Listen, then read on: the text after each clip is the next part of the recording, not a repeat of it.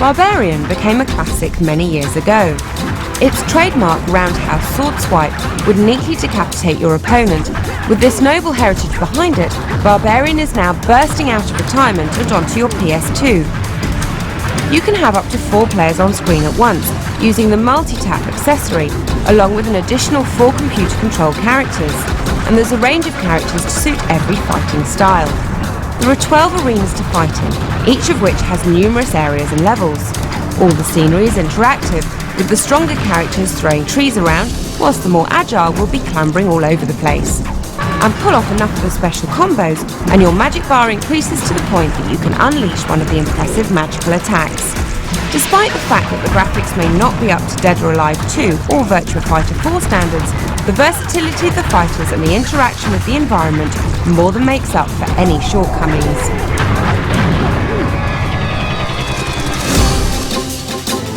Tetris won't go away. It's back once again, and this time it's played out on 6 different planets, each with its own twist on the standard gameplay.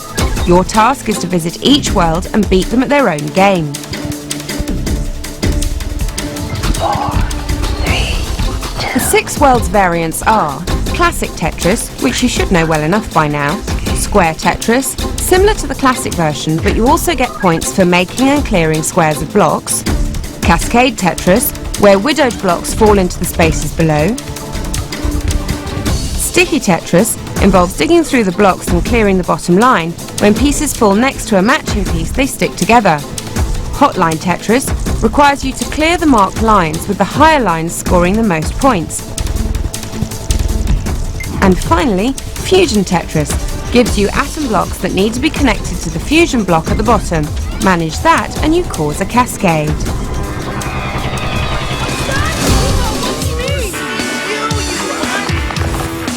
Music and dancing games are really beginning to take off, and now we have a new title to add to the growing ranks.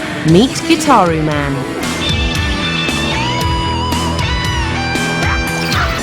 Amidst the battle with the Granvillian family, the only thing standing between the people and certain doom is this young boy and his Guitaru. And you thought Parappa the Rapper was weird.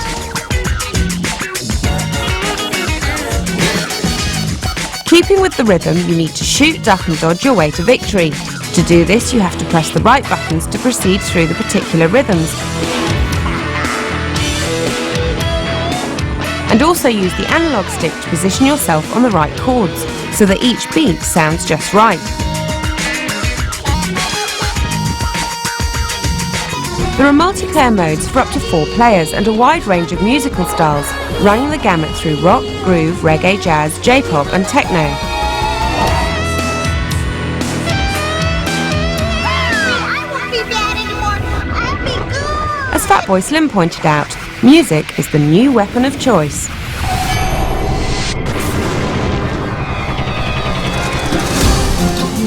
Everybody loves Taz. He's a great, straightforward kind of guy with simple desires such as eating everything in sight, spinning madly around the scenery, and shouting incomprehensible gibberish at anyone who gets in his way. But Yosemite Sam has other ideas. He's out to capture Taz and has put up wanted posters all over the place.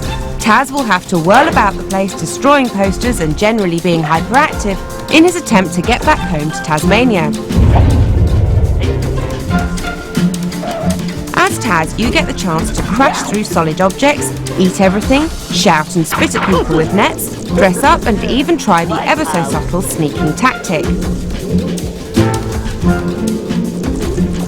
With all the audio elements from the cartoons, along with several other well-known characters, really bringing the Warner Brothers universe to life, Taz Wanted looks set to devour a lot of your time.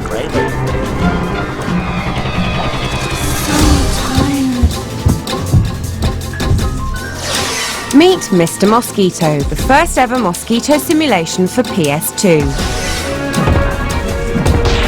Despite an utterly weird premise, this is probably the best game to inflict on mentally impaired party guests since Rez. Mr. Mosquito has settled down for a blood-sucking life in the home of the Yamada family. Each level requires you to get a good proboscis full of blood from a particular family member. You'll need to outmaneuver them in order to reach your specified feeding spot, and then you're on your way to the next level. Well, the blood drinking itself is just a matter of twirling the right analog stick in the prescribed manner. The trick is actually getting there. If those pesky humans spot you, then you'll enter the battle mode and have to try to hit their relax points without getting yourself squished. It's all very bizarre, but extremely addictive. You'll soon be itching for a chance to play.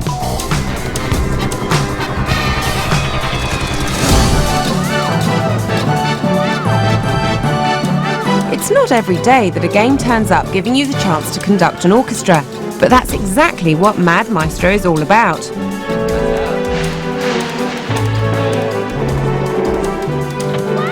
As the conductor, you get to control the tempo, volume, and the various instruments that make up the music. This is done through a combination of pressing the buttons at the appropriate times and matching the strength of the button press to the colour of the timing mark. Blue requires the lightest touch, known as pianissimo, and red indicates the fortissimo sound and the heaviest press.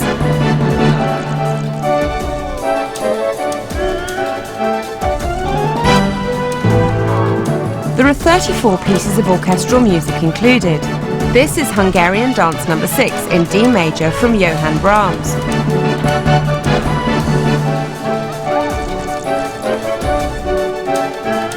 You will also get to try your hand at the William Tell Overture, parts of the Nutcracker Suite, and in the Hall of the Mountain King, among plenty of others. And as if that wasn't enough, there are plenty of expansion discs already in the works.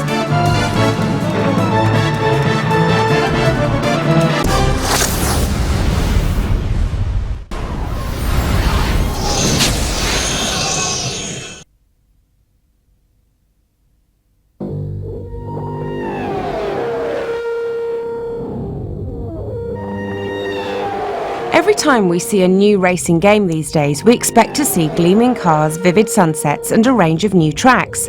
But now we need something a bit more. Enter Toca Race Driver, with a whole new angle, making the driver the star of the show. The story is centred upon up-and-coming driver Ryan McCain. Ryan has racing in his blood and enough family rivalries and twists of fate to keep a decent story going throughout the game. The racing consists of 11 different championships worldwide, with 38 circuits to learn and master. You can get behind the wheel of 42 different cars, 11 of which are described as aspirational vehicles. These are dream cars driven by the pros in each series. Beat them on the track and you get yourself the chance to drive their car.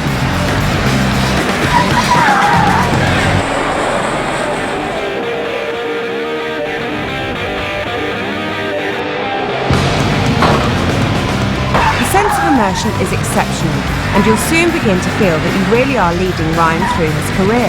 On top of that, the handling and racing is top-notch, the graphics are impressive, and there are all the multiplayer and quick race options that you might want. All accessible through the in-game interface for added presence.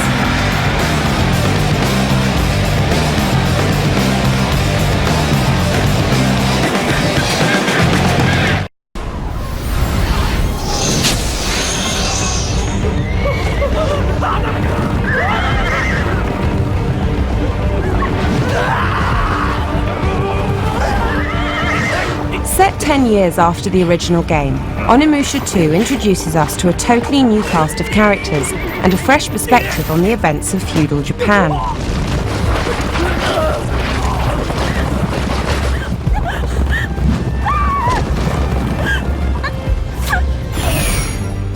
Capcom has gathered an illustrious team to work on the project, including famous Japanese movie producers, directors, musical composers and professional character designers. Not to mention modelling the hero on the legendary Japanese actor Yusaku Matsuda.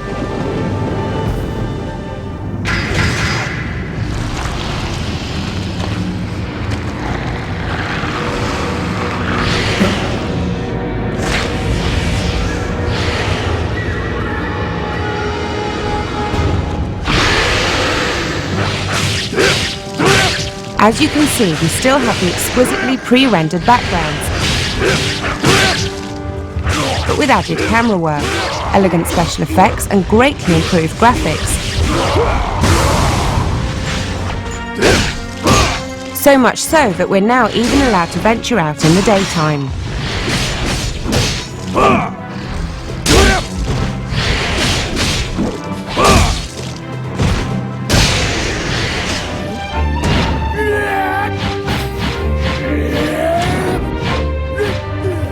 Our new hero is Jiyube Yagyu, on a quest to confront the sinister Nobunaga.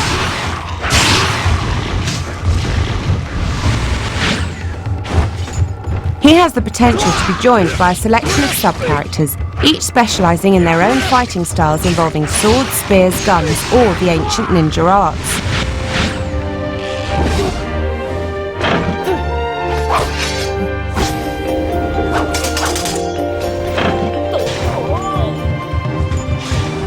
But these allies aren't just going to sign up because you pass by their front door. First, you'll have to introduce yourself and strike up a friendship with them.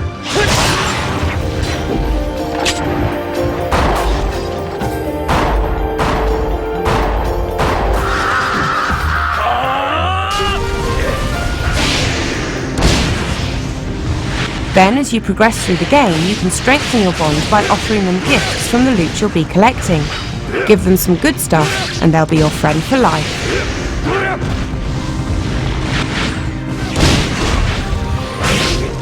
The character with whom you forge the tightest relationship is likely to help you out the most when things get sticky, and you can even switch to playing them if you wish.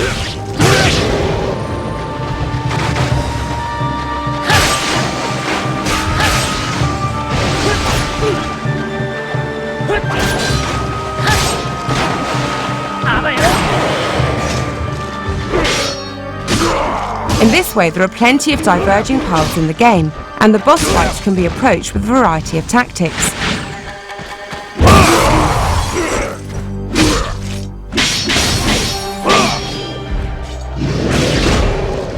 The game is much larger than its predecessor, and to help you keep track of things, there's even a handy display that tells you how much of the game there is left to unlock.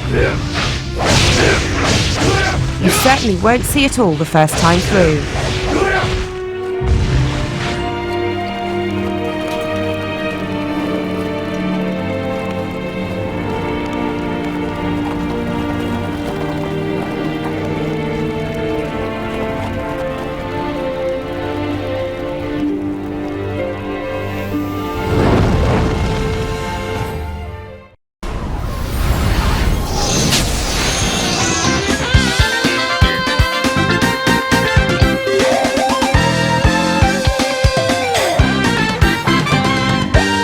When tennis games first appeared on the early consoles, they proved to be very successful, but after that, matters rapidly went downhill.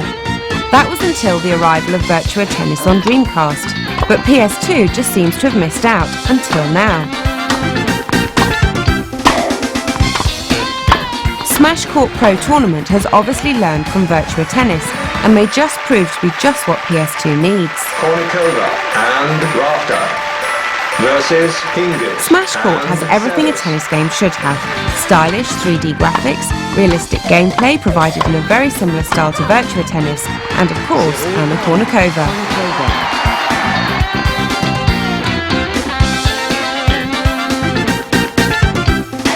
In fact, you get 8 of the players who make the world of tennis what it is. Agassi, Rafter, Sampras and Kafelnikov represent the menfolk, while Sellers, Hingis, Davenport and the aforementioned Kornikova appear from the female circuit.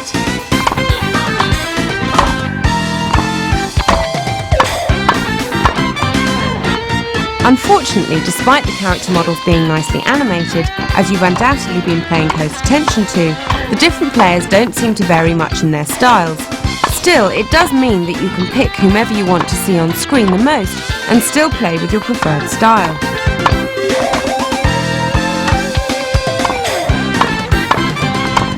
The Pro Tournament mode includes the 4 Grand Slam tournaments, and the points you earn can be spent to buy bonus features that are later displayed in your trophy room.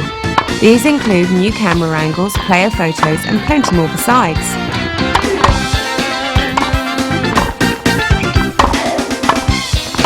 Other modes include Arcade for instant gratification and Challenge, which provides the chance to hone your skills whilst collecting further secret bonuses. Whilst the Smash Court Pro Tournament has obviously taken a lot of inspiration from Virtua Tennis, isn't that just what the PS2 needs? This could be just the ace we're looking for.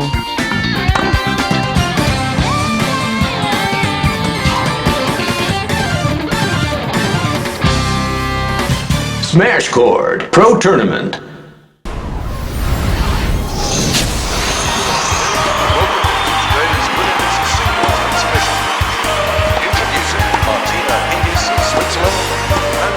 Konami are smashing into the tennis market with Pro Tennis WTA. This sports title features all the fun and frolics from the Women's Tennis Association, including all the real courts and venues.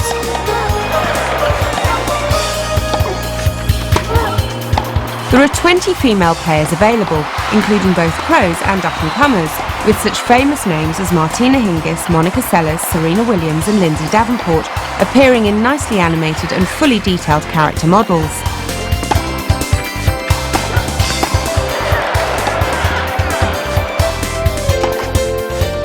The AI is even tuned so that each of the players behaves just as you would expect them to. On the downside, the absence of Anna Kournikova is a bit of a blow, but that's licensing for you.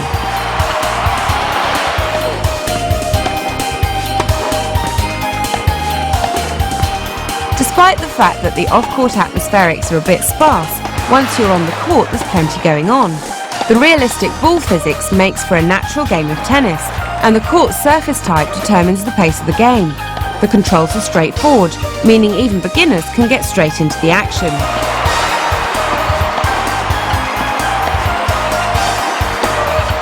And there's the full range of competitions to play through, including the Grand Slams and the Federation Cup. Both singles and doubles matches are catered for, with anything between 1 and 4 players.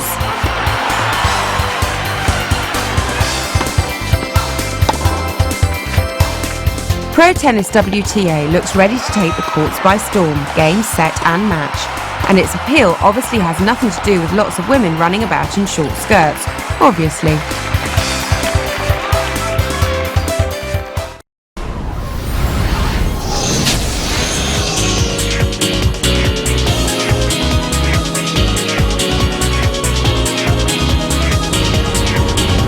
Tour de France is one of the most punishing sporting events known to man. A 21-day cycle across some of the steepest mountain passes on the continent, over a total distance of 2,000 kilometres. Thankfully, the video game conversion isn't nearly so painful. You begin your career at the back, and from there it's up to you to work your way forward with the ultimate aim of getting to the front and staying there. The tricky bit is managing your energy, so you actually have enough drive left to finish the race. You pedal by pressing the X button, but the first thing you'll learn is that you're going to end up exhausted if you just hammer away, resulting in an inevitable plunge into the back ranks. If your energy falls too far, then your rider begins to wobble erratically, and the screen blurs as you become lightheaded and start to collapse.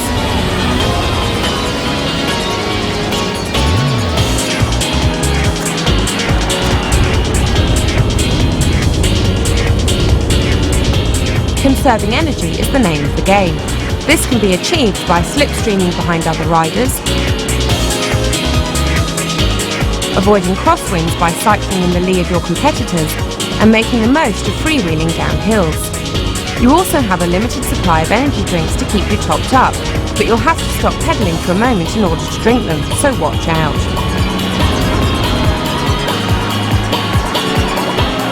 Tour de France is certainly a novel approach to sports games, with a heavy emphasis on strategy rather than simple button mashing, but it does seem to be selling itself to the more specialist market. You'll have to wait for the review to see if that's really the case.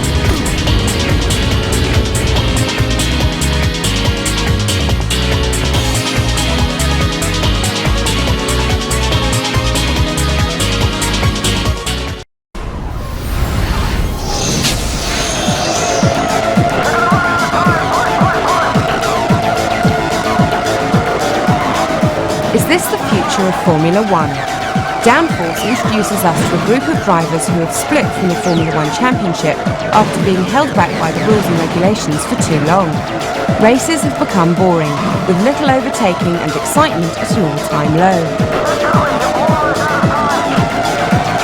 this new racing league has been condemned by the FIA for being too dangerous and banned from using circuits around the world, so instead they race in the much safer areas of city centres. You get 6 locations to begin with: Tokyo, Las Vegas, Sydney, Singapore, Florida and Hong Kong Airport, with 2 more to unlock, Toronto and Geneva. Each of them has 3 different routes to master.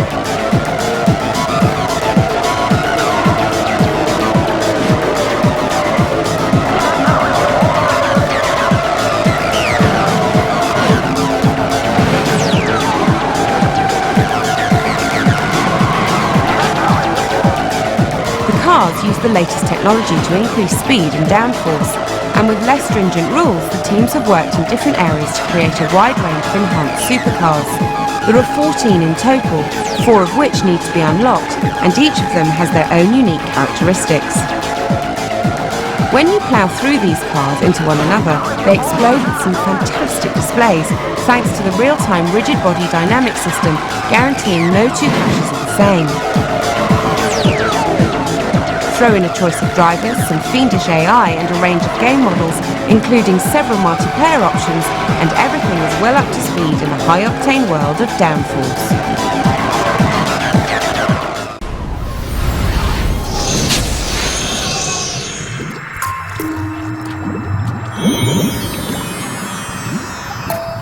Developer Genki revitalised the monster breeding genre once more with the second instalment of their fantastic Jade Cocoon.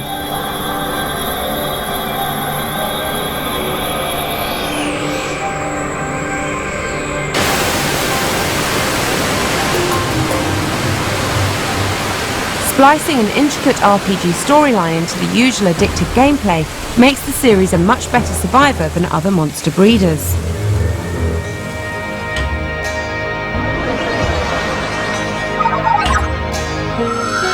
This time we get the benefits of a fully 3D environment, while still retaining the same endearing style that proved so successful last time.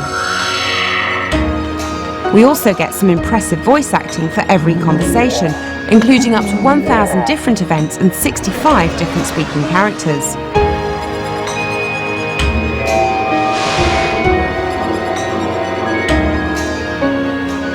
The story finds our new hero possessed by an entity known as Karma, a kind of parasite that will eventually drive him to his death.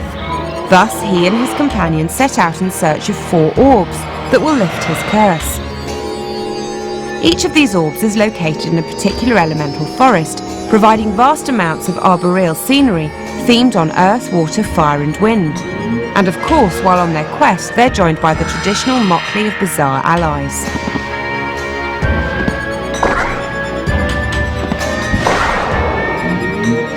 The monster breeding gives you the chance to raise minions from the cocoons in which they're born and teach them to fight for you. There are more than 100 different minions to command, with new options for teaming them up in combat.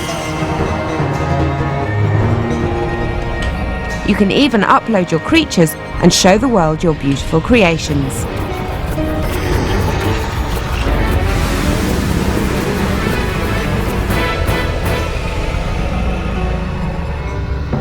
The series seems to have evolved well, and Jade Cocoon promises to be a serious challenger for some of your precious gaming time.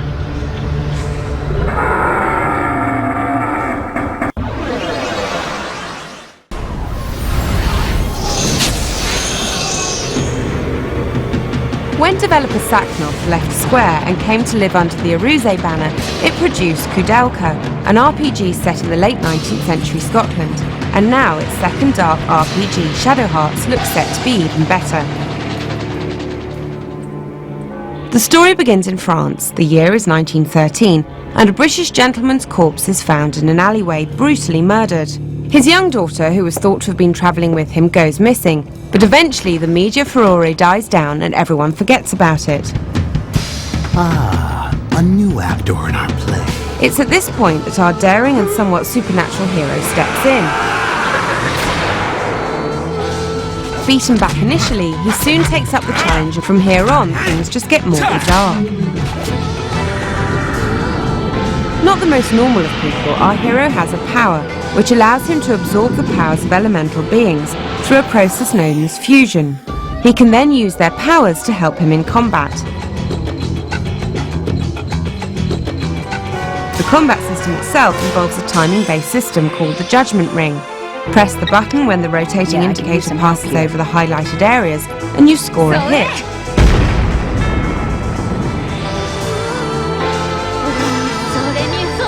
Score each area in turn and you get multiple hits.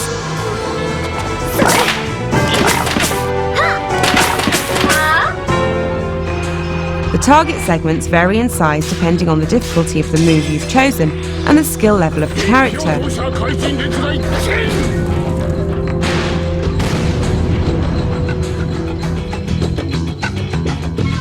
So as you can see, there's plenty of tactics to choose between when fighting and an element of skill as well.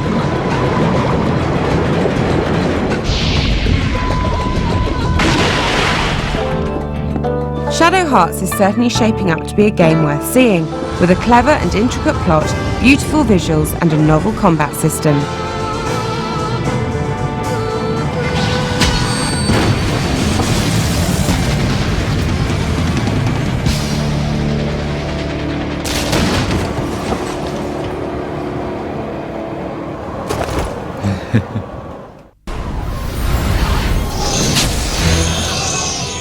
Do something, man. They're gonna kill him. Deus Ex was a huge hit when it appeared on PC over 2 years ago. Its versatility and depth opened up whole new areas of gameplay. So how does this incredible title fare on PS2 after such a long wait?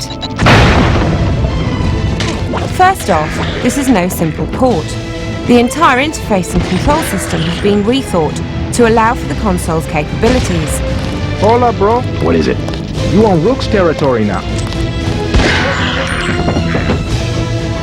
The game pauses while navigating the new icon system, which gives you the chance to master the options, while not detracting from the game in any serious way. The one aspect that fails to make the most of PS2 hardware is the graphics. It looks like an old PC game, but fortunately this doesn't detract too much from the action, as you're soon immersed in the gripping story. How about liquor? You can have this beer. That'll do. His name's Smuggler. Real paranoid nut. Wires himself in with booby traps, but he knows things. There's stuff in the sewers that only Smuggler knows about. Thanks. Maybe I'll pay him a visit. You play J.C. Denton, a biomechanically augmented member of the anti-terrorist organisation, UNATCO. He is struggling to improve life in a future riddled with corruption and a deadly plague, but absolutely nothing is what it seems here. While this may not be a completely new concept, this is a story that's definitely worth hearing. I think they said it was called a lamb. Suppose I could part with a vial of Zyme if you'll give me the lamb. Hope it lasts.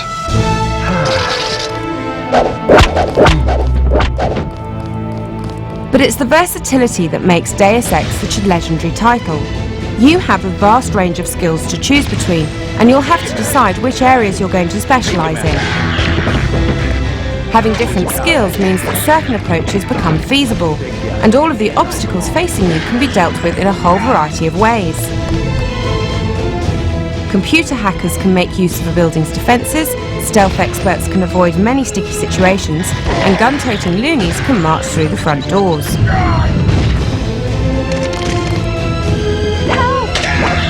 Add this versatility to a storyline that you can significantly influence while navigating the branching conversations, and you have a game unlike any other. No one up here is looking for a fight.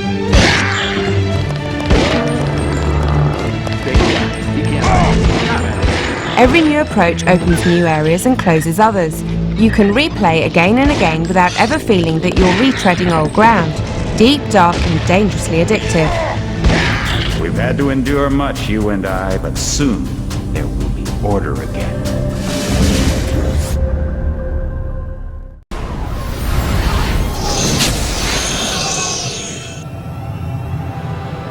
Most first-person shooting games are pretty much solo affairs, so it's a nice change to have a team around you in Star Trek Voyager Elite Force. What's more, this team actually proved to be quite useful, and even managed to add to the mood of the game, really making you feel involved. All right, team. We'll be using a coded Federation subspace comm channel, but try to maintain comm silence unless absolutely necessary. When I give the signal, return here. We'll have pattern enhancers set up to beam us out.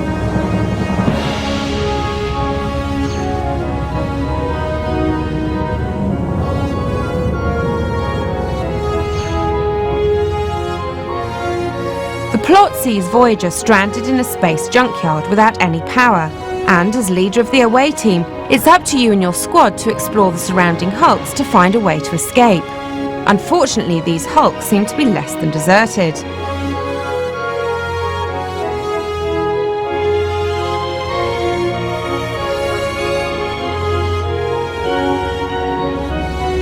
Good luck, gents. Meet you back at the homestead. An actual writer from the series has provided the story, and the plot is nicely woven into the action. You even get to wander the decks of Voyager between the missions and see what your team and the rest of the crew get up to in their downtime. Man, I can't believe I'm getting left behind on our first mission. In this way, you build a strong rapport with the characters and come to care for them in the field. Looks like our scans weren't quite thorough enough. Hey, Chow! I'm gonna jump! Catch me! Stow it, crewman. The missions pit you against a variety of known and unknown aliens, with some situations requiring stealth and others resorting to violence.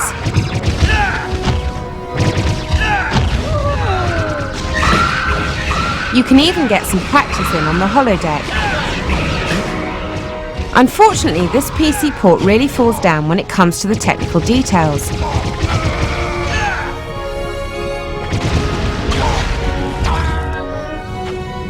Few concessions have been made for PS2 hardware, and the graphics and animations are glitchy, with the frame rate often crashing right down when the action heats up.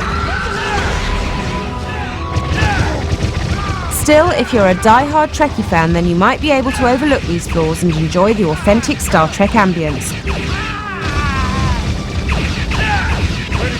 Otherwise, Elite Force is a good idea that has unfortunately been poorly executed. We'll make it, Shell. We have to. Come on.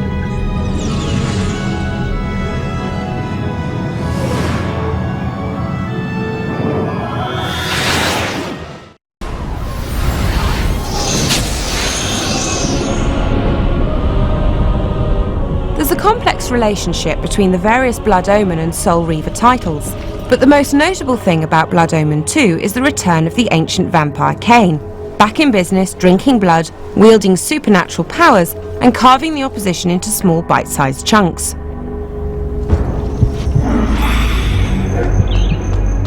Visually, things are looking very nice, with one of the best-looking Gothic settings on PS2. Unfortunately, this landscape is marred by some painfully simple switch and door style puzzles, but we'll try to ignore them.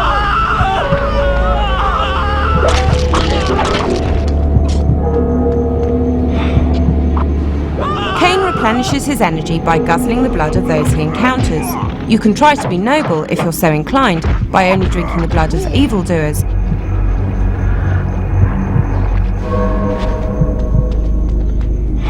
But you'll probably soon succumb to the handy snacks loitering in the streets.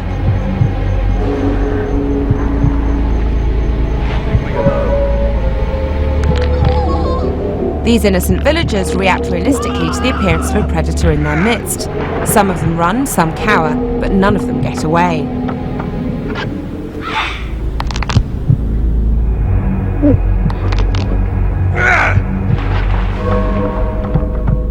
The gameplay itself is reminiscent of any Tomb Raider clone, with a few nice touches.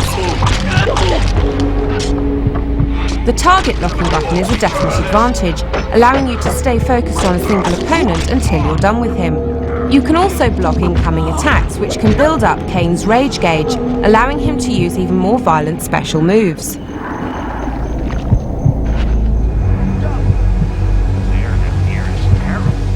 There are also genuine benefits in attempting to be stealthy. Surprise attacks from behind can be worth the equivalent of many more standard attacks.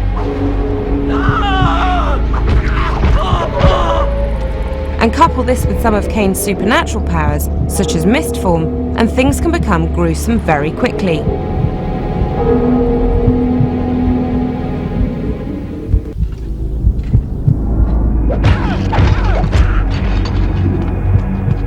Despite a pretty tedious training mission, contrived puzzles and a dearth of innovative content, Blood Omen 2 still manages to present itself in an attractive style and makes for a very playable game.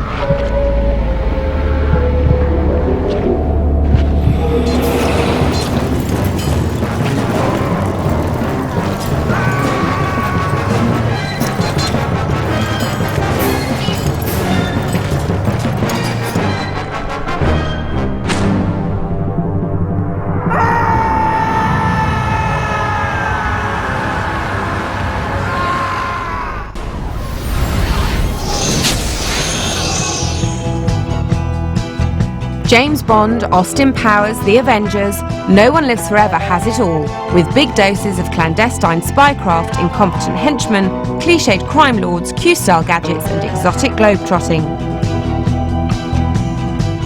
Meet Kate Archer, former cat burglar and now plying her considerable talents as an undercover operative for the British government. So much for a lovely relaxing flight.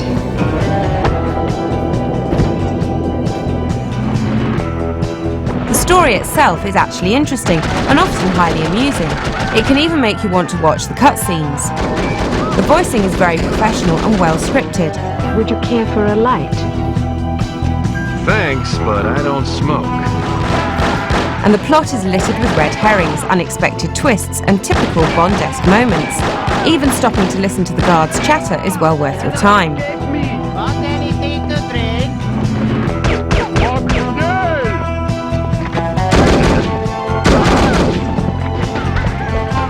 The gadgets you get to play with are great fun, and some of the action can be novel and entertaining, such as trying to steal someone's parachute while falling out of the sky. But beneath all this gloss and glamour, the unfortunate truth is that the game is nothing more than a basic shooter. The action comes in short bursts, interspersed with some puzzles and plenty of cutscenes, but you can never really get to learn your way around the varied and exotic locations. It can all be just a bit disjointed. Here she comes!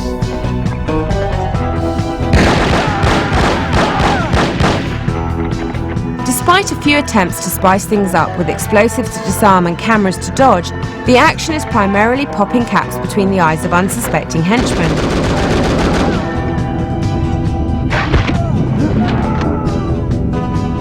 It all seems just a little dated, and that's not just because of the psychedelic 70s decor. This club is super groovy, don't you think so? But then again, the humorous and colourful veneer may be just enough to keep it all interesting to some.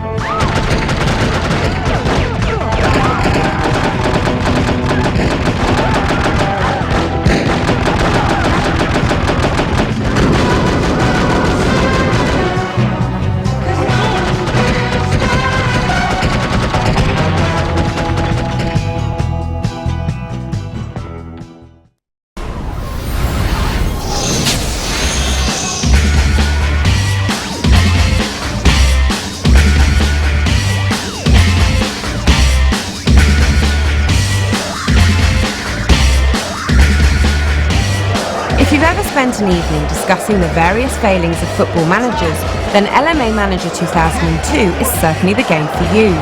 Prove that your ideas work when put into action and that those overpaid buffoons just haven't got a clue.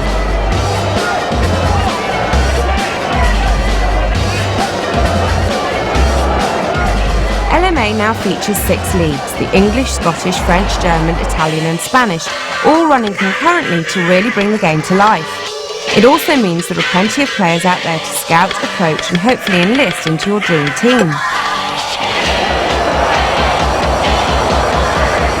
There are numerous aspects to management that you need to consider.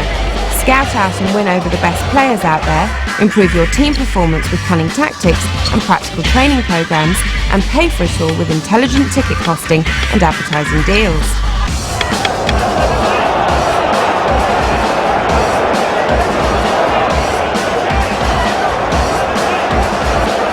To help you in this, there's a vast amount of information available, all in an easy-to-read format, and none of it prevents a new player from getting straight into the action.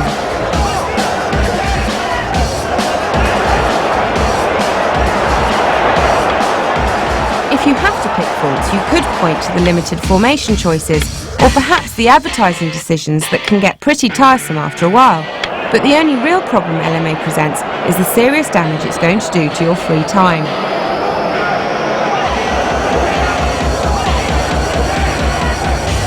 So if you have a love of football and your social life can take the hit, then LMA is one game that's going to keep you going for a long time.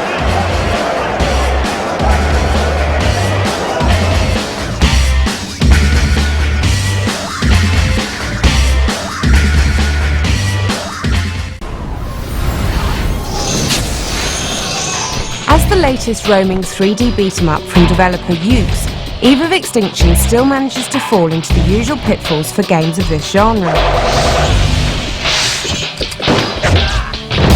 Once more, we find a game with sets of flaws that could easily have been remedied if some helpful playtester had pointed them out early enough. The first offender is the plot. If you thought The Bouncer had an unrealistic storyline, then wait until you hear this one. You play Josh, who has just discovered that his employers are performing experiments to fuse the human soul with magical crystals in order to produce a weapon of mass destruction. This soon leads to him and his girlfriend being captured and introduced firsthand to the experiments. One quick escape routine later, we find Josh equipped with a fancy new energy weapon on a mission to save his girlfriend, save the world, and slaughter everything else that crosses his path.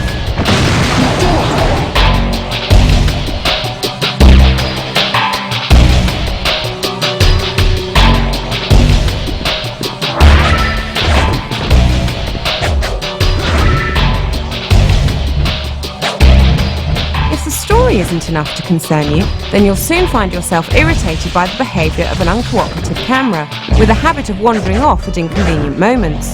Or perhaps the lack of an auto-aim feature that leaves you to experience the business end of a severe beating through no fault of your own.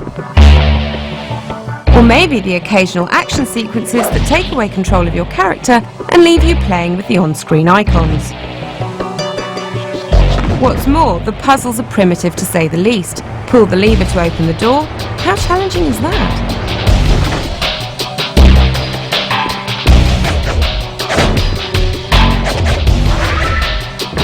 Annoying as all this is, it's actually worth putting up with it and playing through to the later stages. Here you'll find some much better scenery, bigger fights and flashier weapon effects. The only question is whether you have the patience to get that far.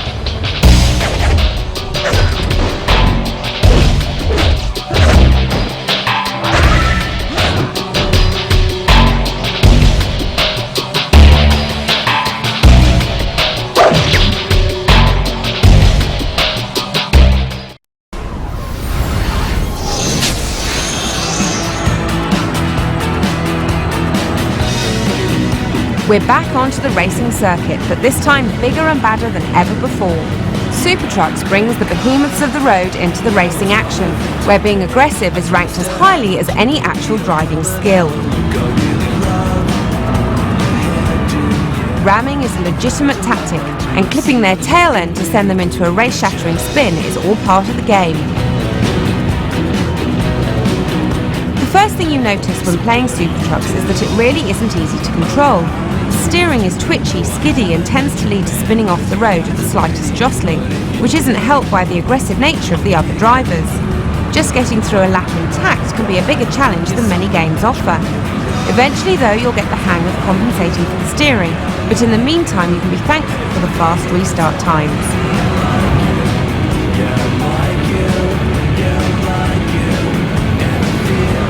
The game modes consist of single race, arcade, time trial and 2-player, along with the additional records, goodies and replay theatre. The races are split into a collection of gradually lengthening leagues, and you can play through the qualifiers to gain the pole position, or skip them and just start at the back. Somewhat depressingly, all the races are basically won or lost on the first 2 corners. Once you've pounded several tons of steel around the start of the track, whoever comes out in front tends to have a free road for the rest of the race, provided they can keep the thing on the road. Basically, Super Trucks is identical to every other racing game, but with the initial thrill of driving trucks. It manages to do everything well without doing anything spectacular. Good, but not great.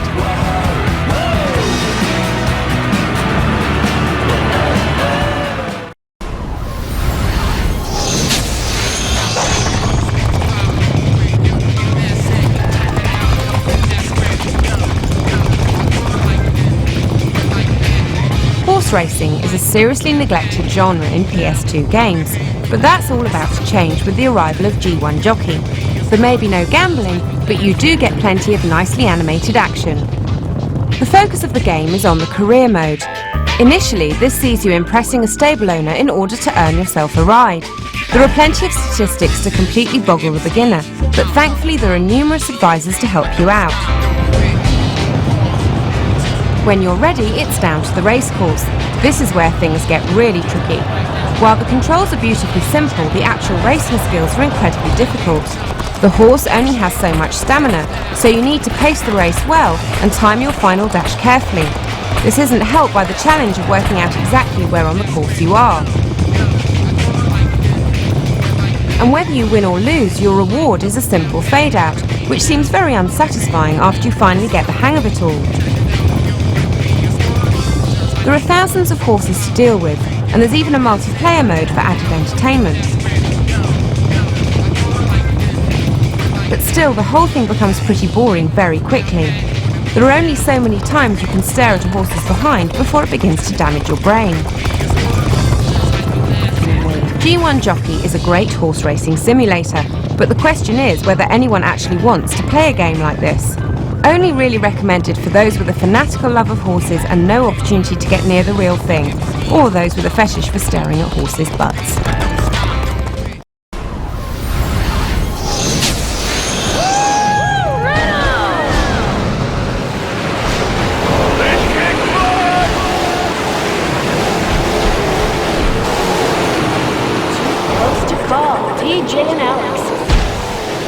Sledstorm is the latest title from EA's big range, the people who bought you Freakstyle and SSX Tricky. And it shows. While it's nice that they all share such fine qualities, it does mean that you already know the game before you even start.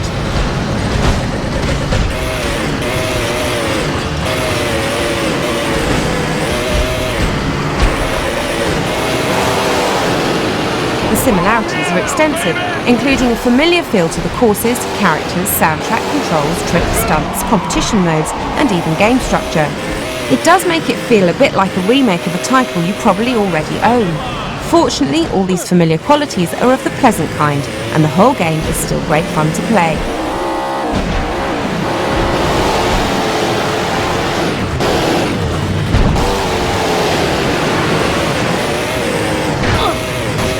You've seen the basic idea before.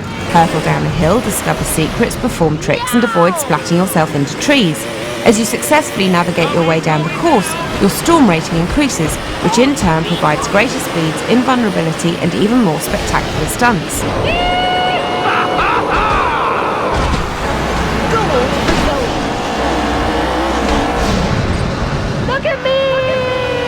Visually, it looks more solid than spectacular. Everything is as it should be, but there's nothing that really leaps out and grabs you. It does feel particularly fast though. Even in two-player mode, the action is high speed all the way.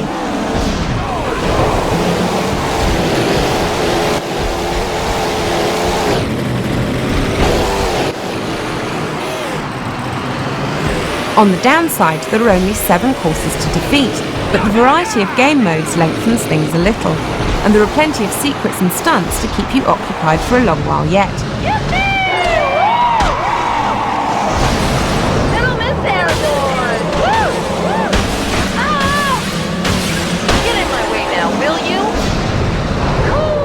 If you liked SSX Tricky and Freakstyle, then you'll like this as well, although the familiarity may begin to nag.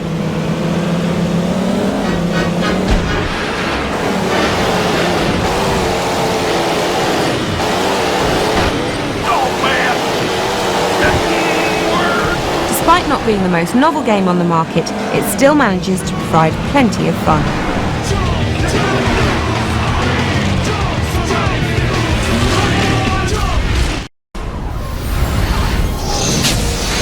You're a fool to resist me, Governor. these islands are now mine. Not while I still breathe, Hawk. As you wish.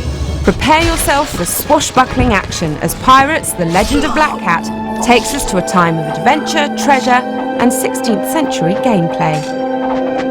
As anti-heroes go, pirates are up there with cowboys and starship-flying smugglers. Lives filled with epic battles, ancient treasure maps and exotic scenery, and Black Cat manages to include it all.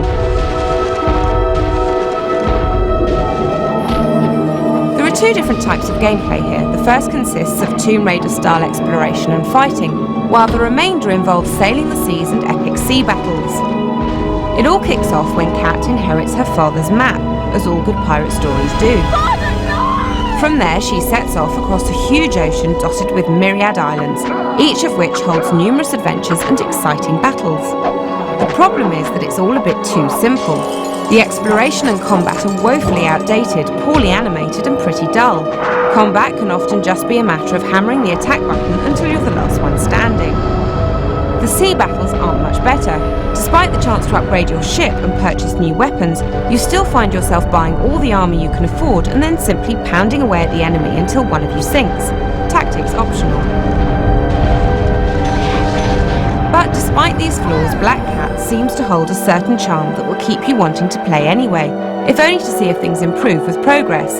Sadly, they don't. So while it manages to be diverting in places, Pirates generally manages to be seriously underwhelming.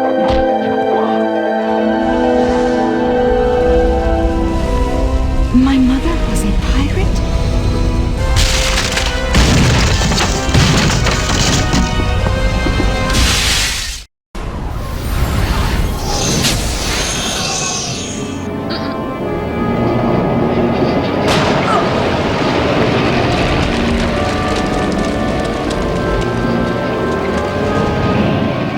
Looking very much like a Command & Conquer wannabe, Conflict Zone comes begging for attention.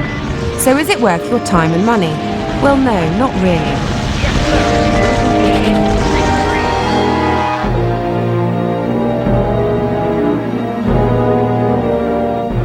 This first complaint is the overly complex controls. There are button combinations for everything, and you'd better make a note or you're never going to keep up.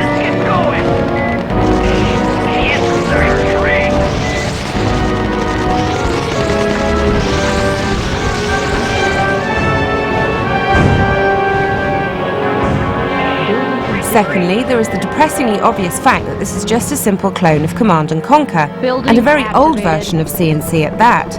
The scenery is simply depressing, looking tired and uninteresting, with a ridiculously short horizon.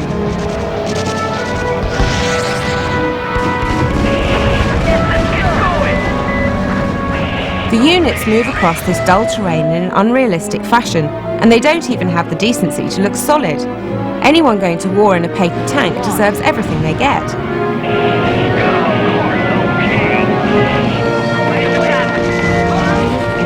The engine doesn't fare much better. Things are slow to begin with, but introduce an invading army to the scene and the game stutters to a juddering mess. And God forbid that you might want to try something as rash as panning the camera in such a crowded screen.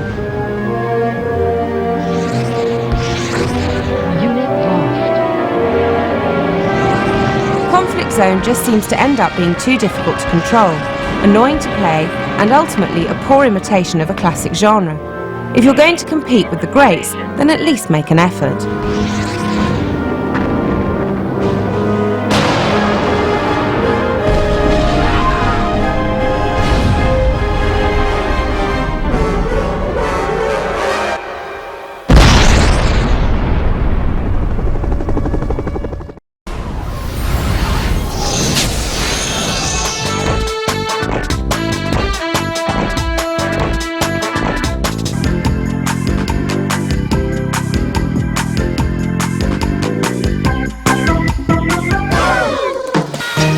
Space Channel 5 returns in Part 2, with the ever-sexy Ooh La La providing coverage of a new threat to everything we hold dear.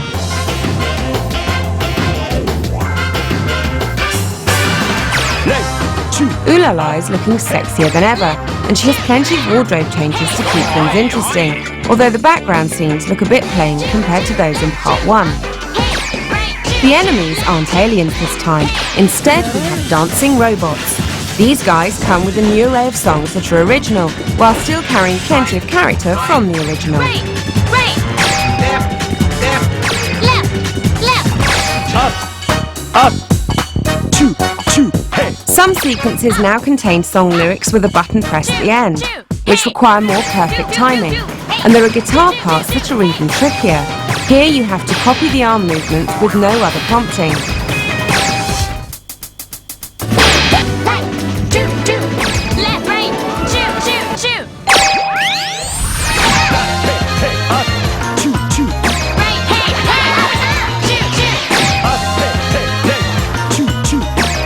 Another new feature is the charging move, which sees you holding down a button for a second or two mid-song.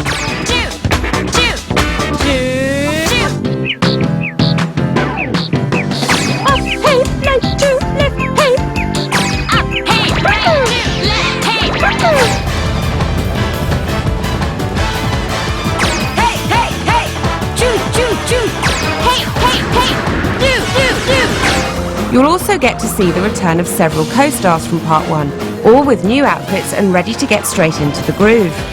There's even a two-player mode, although it's limited to cooperative play, so there isn't any of the head-to-head dancing we were really looking for.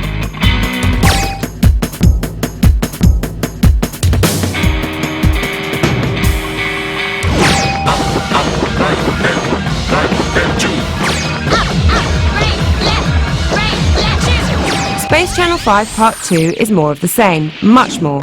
There are a few new features to keep things interesting, but if you're one of the few who didn't like the original, then you're unlikely to think much of this one either. But for the Ooh La La fan club, this is just the thing they've been waiting for.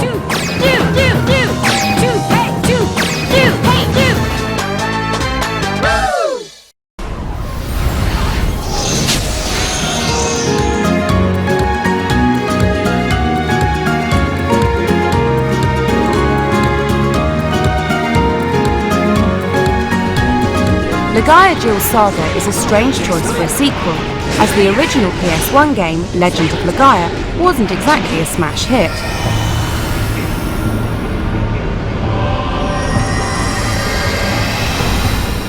In the tradition of its predecessor, there's a strong martial arts theme to the battle system. You can create attacks by chaining together hits directed at an enemy's head, legs, and left or right side.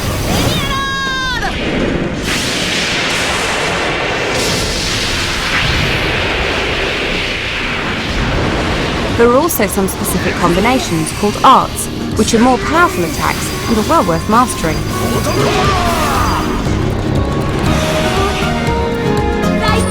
The magic system is again focused on summoning powers, but instead of absorbing the Siri creatures into weapons, as was the case in the first game, this time you'll need to hunt out specific items to summon creatures known as Origin.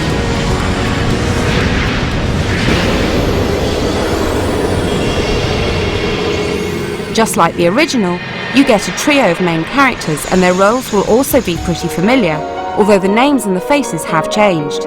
This time you have Nanfu, a 17-year-old hero trying to save his hometown, a mute 14-year-old magician, and Kassa, a solitary swordsman from an old forest.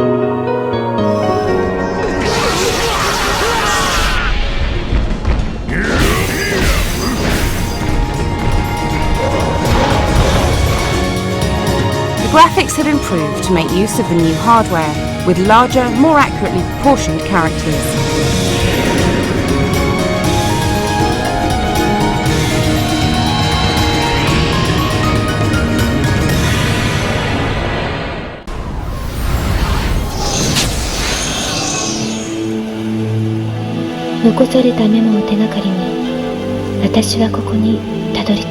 Project Zero is the latest from Tecmo's Deception development team. Reminiscent of games like Silent Hill, the fantastic use of visual and audio effects makes for an intensely spooky atmosphere.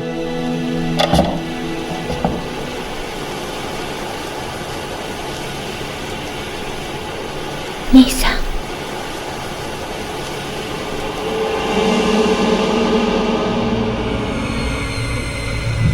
The plot begins with the disappearance of a documentary team investigating the mysterious Himaru family mansion.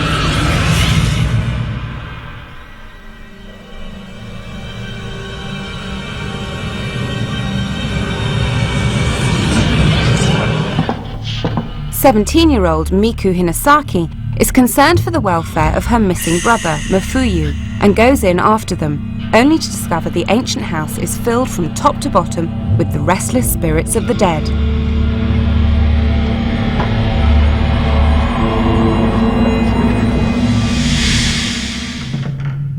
It seems that very few people could have visited this place and walked away, but unlike games like Resident Evil, our fearless heroine is armed with nothing more than her camera.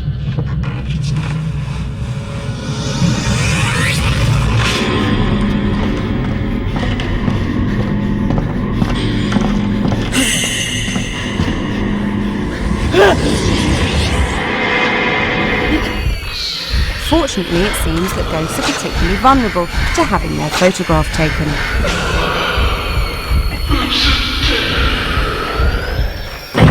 As Miku explores the house, she can collect various films and a whole swathe of clues that gradually unfold the story of the house's curse.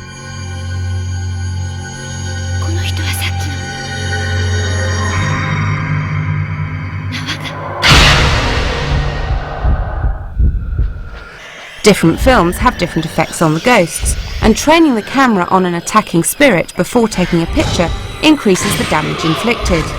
You can also use the camera to achieve a first-person perspective.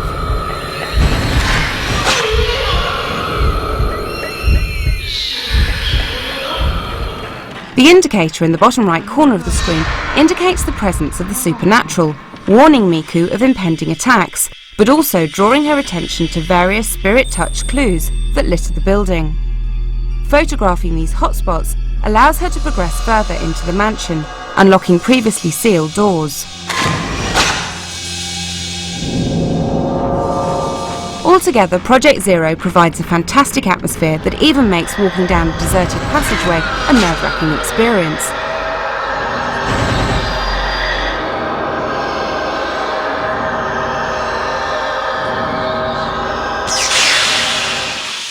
The visual effects and animations are beautiful, and the use of sound is very effective.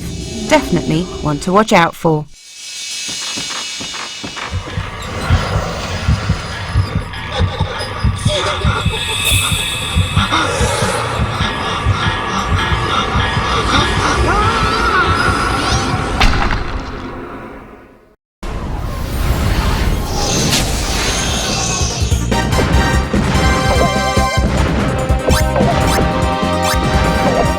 Bomberman is always popular wherever he goes, but still we don't have an actual Bomberman game on the PS2. In the meantime, there's this spin-off, Bomberman Card.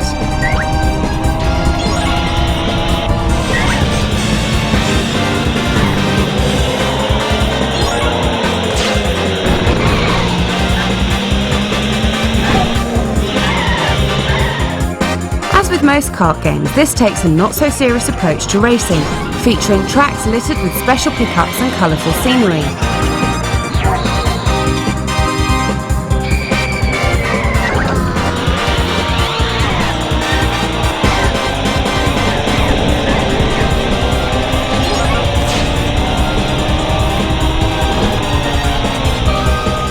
There are 5 Bomber people to choose from, and you can unlock more of these lovable characters as you progress through the game.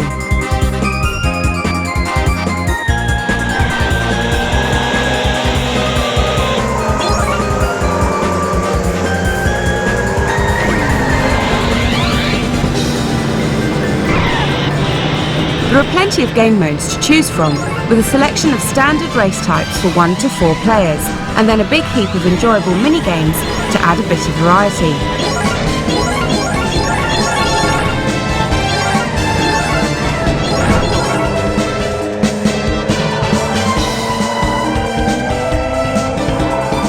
How do you fancy playing football in a go-kart?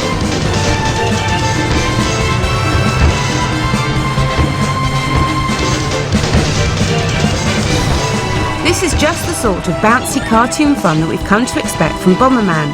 but it's entering a market already awash with kart games.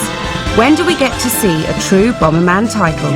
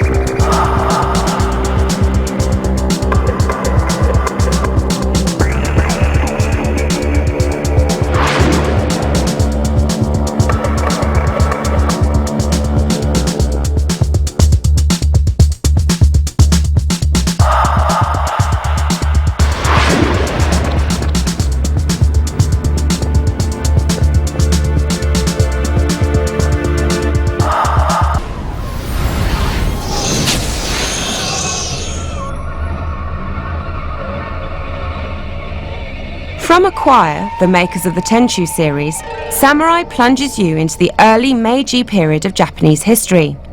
This is a time when the services of a samurai are no longer in demand, and so our displaced hero sets out to find his own adventure.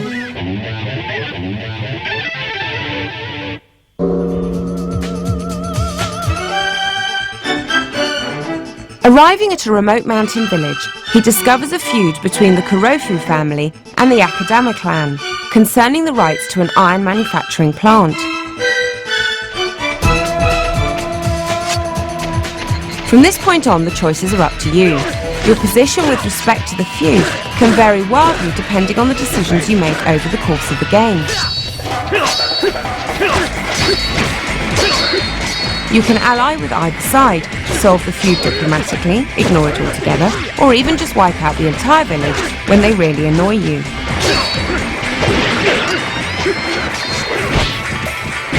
The combat system is fairly intricate, with your various sword skills improving throughout the game as you gather more interesting weapons.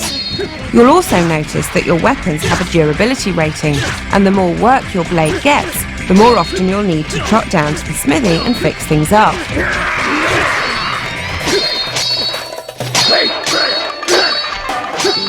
Fortunately, you can just salvage new blades from your fallen enemies, so there are plenty of options if things fall apart on you.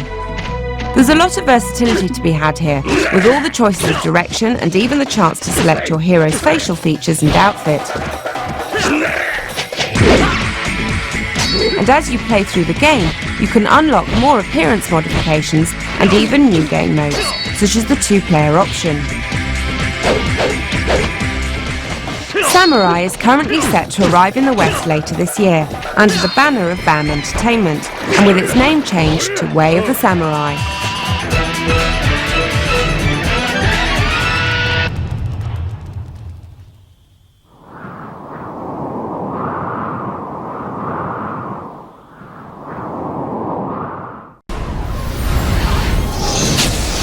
Our vision is to take the player somewhere dark, a place they might not necessarily wish to go, but a place that they'll have to venture if they want to bring Lara back. This world is from the imagination, but based in reality. A dark world, a dangerous world, a world that reflects the change in Lara. It will be a new experience, one that will almost be shocking to people who have played Tomb Raider in the past. From the catacombs of the Louvre to the alleys of Prague, we searched for the seedier side of life. A world that you wouldn't normally see Lara in, but a world that she has no choice but to inhabit. Like her audience, like the game's consoles themselves, Lara has grown up. Her experiences in Tomb Raider 4 have forced her to question herself. This game will ask more questions of her. For the first time, Lara will have a moral choice to make. It's no longer a clear-cut case of good versus evil. This is a more complex tale which will ask more complex questions of the player.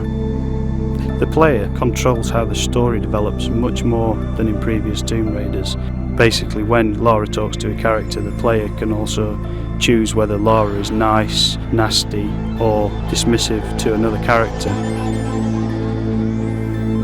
player will choose which path to take, which characters to trust, which lies to believe, and which enemy to face.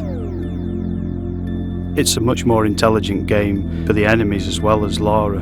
The PlayStation 2's got much more power to process enemies doing much more complicated things. The enemies in the game have evolved. They will work together. Notice when another enemy is killed and react accordingly. These enemies will pursue Lara. They will not stop. They have not stopped in 600 years. This story is very much on an epic scale, from 14th century alchemists to serial killers in modern day France. To create something on this scale, it was necessary to take the ideas and production values from the film industry, in the way they research the subjects, the backstory they create for their characters, and the depth of the visuals. Some may see elements of various filmmakers, such as Luc Besson, David Fincher. Some may see elements of various artists, Grunwald, Bosch. All will see something they haven't seen before. When we wrote this story, we wrote a book. This game is only the first few chapters of that book. This game opens a lot of doors and only closes a few of them.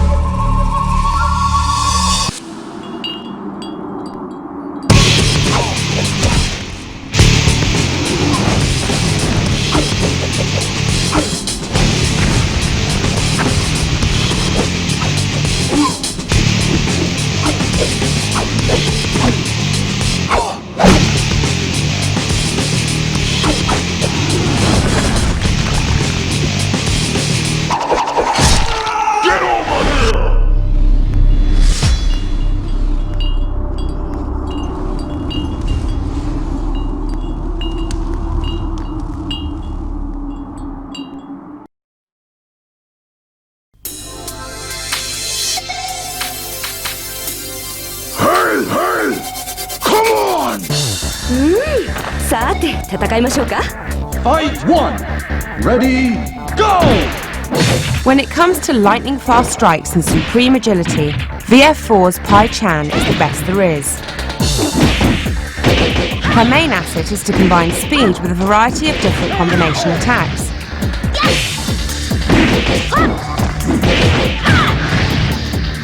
Pai 2! Ready, go! Pai is still very much at odds with her father Lao and burns with hatred for him, a good enough reason to enter the fighting tournament and beat the hell out of him.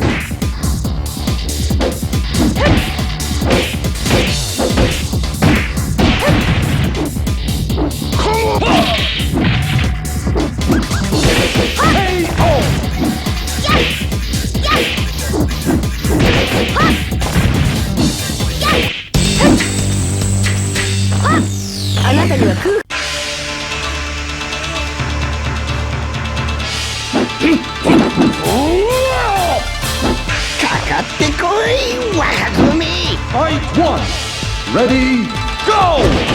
There are a great many similarities between the fighting style of Lao and his daughter Pai.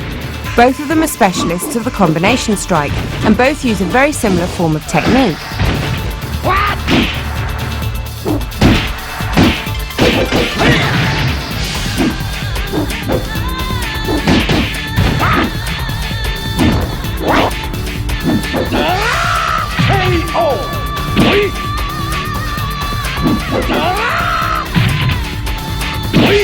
Pai 2! Ready, go! But whereas Pai is all about grace and agility, Lao uses the fighting arts geared to his own strengths, concentrating on raw power and almost lethal levels of brutal violence.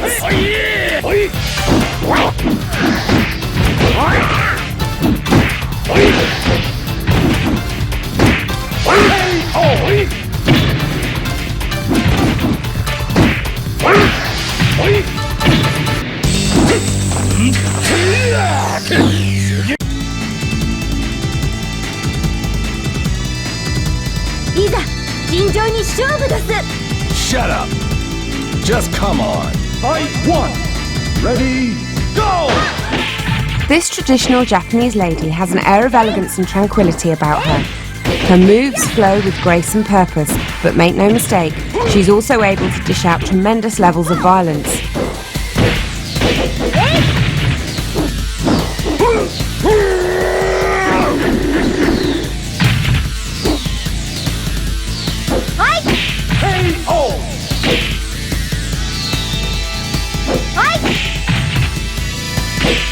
Fight two. Ready, go! Although she's fast, she's not particularly strong, but this doesn't matter too much. Her reversal attacks are bone-breakingly powerful, and yet almost comedic to behold.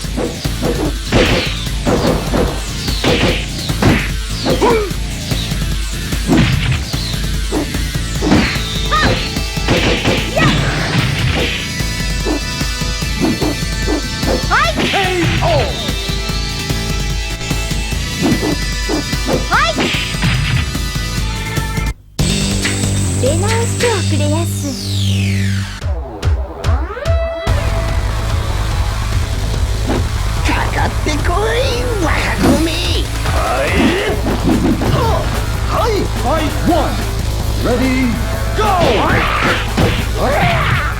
Shun is Virtua Fighter 4's tribute to the Jackie Chan martial arts classic, Drunken Master. Fueled by alcohol, Shun actually becomes more powerful as he drinks, with new moves being opened up.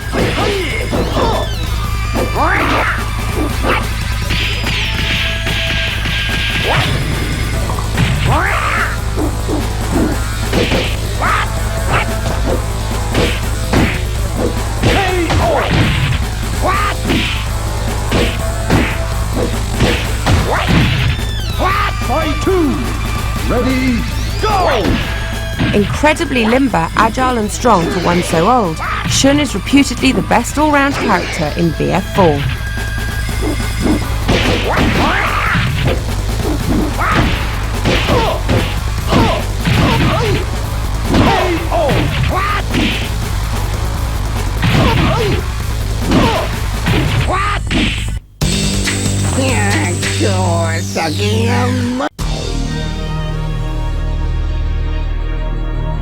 The show's gonna begin right now!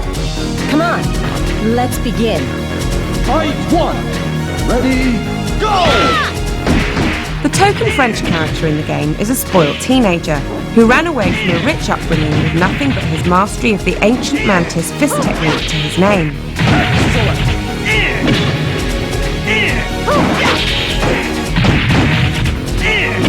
Fight two. Ready, go! A tricky character with a truly unique style of attack. Leon's fighting style is fast, swift and powerful, and very difficult to predict and guard against.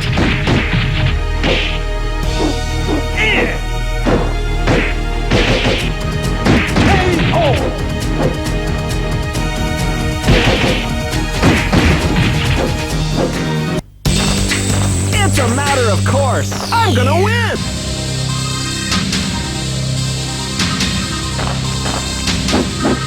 Ready? So, what? Fight one. Ready, go!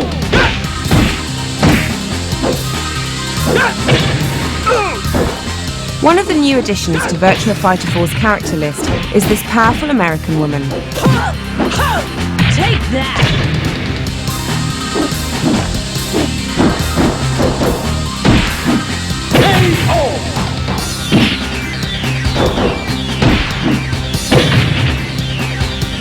Fight two. Ready, go! Vanessa is an intimidating physical presence, big and muscular with some truly awesome attacks, including a selection of terrifying grappling-style moves. She's also able to automatically deflect some strikes with no input from the player.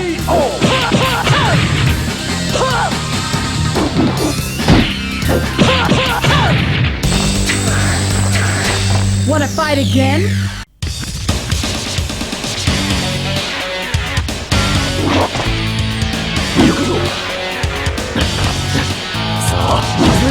Fight one. Ready, go!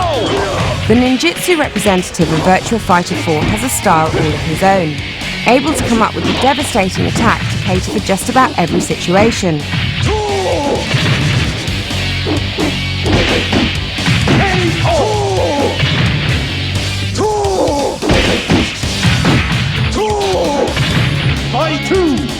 Ready, go!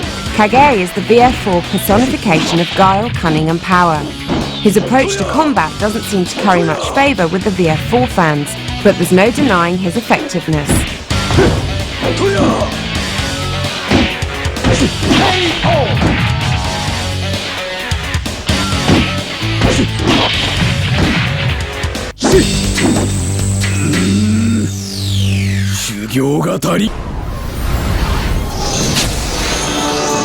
Among the numerous samey scissors kicks and uninspired belters from 25 yards, there are still a handful of glorious goals coming in that keep us eagerly sifting through the sacks of memory cards in search of exceptional skill that Zidane and Bergkamp would be proud of.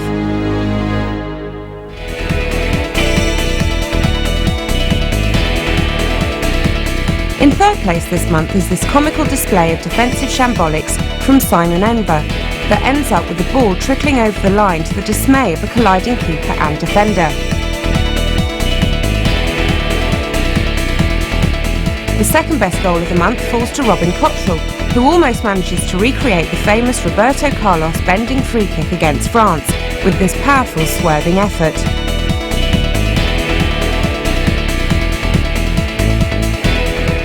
We thought last month's winner was reminiscent of Beckham's cheeky score from the halfway line, until we saw this superior belter from Paul Woodward, which beats the goalie from an even longer distance without any hint of a set-up.